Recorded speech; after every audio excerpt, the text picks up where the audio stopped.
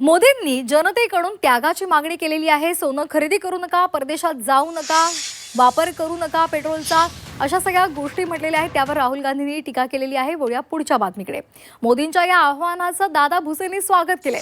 मोदींनी आवाहन केलं, त्याचं स्वागत करतो असं भुसेंनी म्हटलंय. आवाहनाला प्रतिसाद दिला पाहिजे असंही दादा भुसे यांनी म्हटलंय.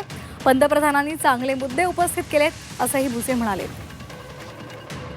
नरेंद्र मोदी साहेबांनी संपूर्ण भारताच्या नागरिकांना जे आव्हान केलेले आहे, मी त्याचं स्वागत करतो आणि सर्व नागरिकांना विनंती आव्हान करेन की त्या आव्हानाचं आपण अंमलबजावणी प्रत्यक्ष फील्डवर त्या ठिकाणी केली पाहिजे.